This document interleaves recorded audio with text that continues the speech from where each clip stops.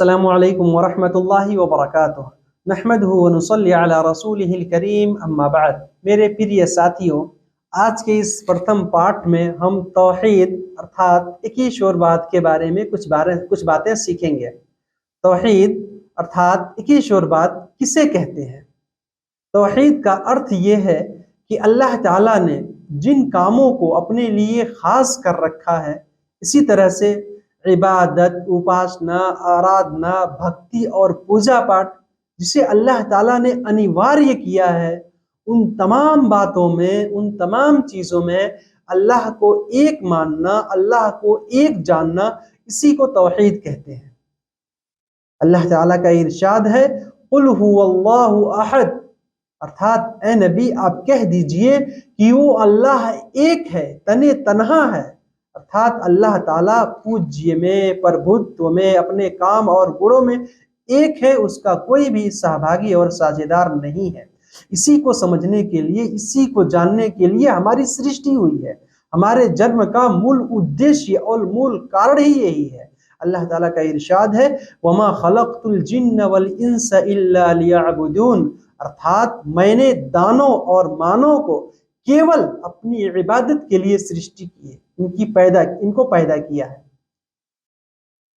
अल्लाह ताला ने दूसरी जगह फरमाया, वअबुदुल्लाह वला तुशरिकू बिही शैया, कि तुम एक अल्लाह की इबादत करो, उसके साथ में किसी और को सहभागी और साझेदार, उसका कोई पार्टनरशिप मत बनाओ। मेरे भाइयों, कुरान और सही हदीस के प्रकाश में इस तौहीद को 3 भाग में विभाजित किया जाता है। पहला है तौहीदुर रुबूबिय्यह, अर्थात अल्लाह प्रभुत्व में एक है। दूसरा तौहीदुल उलूहिय्यह, अर्थात अल्लाह पूज्य में भी एक। तीसरा तौहीद अस्मा व सिफात, अर्थात अल्लाह ताला अपने तमाम काम और गुणों में एकत्व है, एक है, उनका कोई भी सहभागी और साझेदार नहीं है। आइए हम समझते हैं तौहीदुर रुबूबिय्यह अर्थात प्रभुत्व में एकत्व का क्या अर्थ होता है। इसका अर्थ ये है कि अल्लाह ताला ही पूरे ब्रह्मांड, पूरे विश्व, पूरे संसार का सृष्टि करता, पालन करता, अन्नदाता है। इसमें अल्लाह का कोई भी सहभागी और साझेदार नहीं है। हमको रोजी देने वाला, हमारी जिंदगी और मौत, हमारे जीवन और मृत्यु का मालिक, इसी तरह से संसार में जितनी भी चीजें हैं, आग, पानी, हवा, सूरज, इन सब को सही काम पे लगाने वाला, और ये सब अल्लाह ही के आज्ञा के अधीन है। हमको इस पर विश्वास रखना है। इसका ये है तौहीदुर रुबूबिय्यह, अर्थात अल्लाह प्रभुत्व में एक है। इसका अर्थ अल्लाह ताला का इरशाद है, हल मिन खालिकिन गैरुल्लाहि यरज़ुकुकुम मिनस समाई वल अर्द ला इलाहा इल्ला हुवा फअन्ना तुफकून, अर्थात क्या अल्लाह के अतिरिक्त और कोई दूसरा सृष्टि करता है जो तुम्हें धरती और आकाश से जीविका, अन्नपूर्ण, आहार, भोजन प्रदान कर रहा है? अल्लाह के अलावा कोई भी सत्य पूज्य नहीं है, तसर्थ तुम लोग किधर विचलित और विमुख होके जा रहे हो।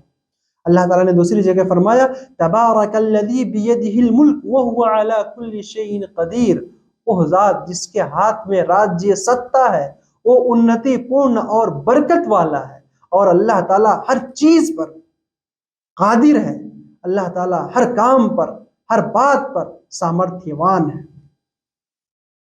अल्लाह ताला ने दूसरी जगह फरमाया, अला लहुल खल्क़ वल अम्र तबारकल्लाहु रब्बुल आलमीन, सुन लो, सृष्टि, संपूर्ण ब्रह्मांड, पूरा विश्व, पूरी संसार अल्लाह के हाथ में है, अल्लाह ही के लिए है, और आदेश भी अल्लाह ही का चलता है। पूरे विश्व में, पूरे संसार में, पूरे ब्रह्मांड में आदेश केवल अल्लाह का चलता है। अल्लाह ताला जैसा चाहता है आदेश देता है, वैसे ही ब्रह्मांड में सारी चीजें होती हैं। अल्लाह के इच्छा विरुद्ध कोई भी चीज इस संसार में नहीं होती। हमें इस पर विश्वास रखना चाहिए। इस तौहीद को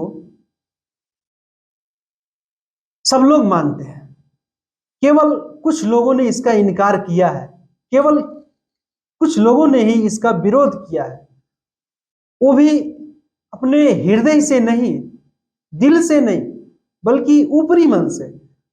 अल्लाह ताला ने फरमाया, वजहदू बिहा वस्तयक़नतहा अनफुसुहुम ज़ुल्मन व उलुव्वा, उन लोगों ने तो इनकार किया केवल अत्याचार और घमंड की वजह से, जबकि उनके हृदय ने तो इसे स्वीकार कर लिया था। परंतु लेकिन केवल इस तौहीद को मान लेने से कोई व्यक्ति सफलता और मुक्ति प्राप्त नहीं कर सकता, कामयाबी हासिल नहीं कर सकता, वो मुस्लिम नहीं हो सकता। क्यों? क्योंकि रसूल सल्लल्लाहु अलैहि वसल्लम के युग में काफिर भी इस बात को मानते थे। अल्लाह ताला का इरशाद है, वला इन सअलतहुम मन खलक़स समावाति वल अर्द व सख़्खर अश-शम्स वल क़मर ला यक़ूलुन्न अल्लाह। यदि आप उन लोगों से पूछेंगे, इन काफिरों से, कि धरती और आकाश की सृष्टि किसने की है, सूरज और चांद को निर्धारित काम में किसने लगाया है, तो ये यही कहेंगे कि अल्लाह ही ने किया है। लेकिन इससे हमको सफलता नहीं मिल सकती, हम मुस्लिम नहीं हो सकते, हम कामयाबी और मुक्ति नहीं प्राप्त कर सकते। इसी वजह से तौहीद के जो दूसरे भाग हैं उनके ऊपर भी आस्था और विश्वास रखना पड़ेगा।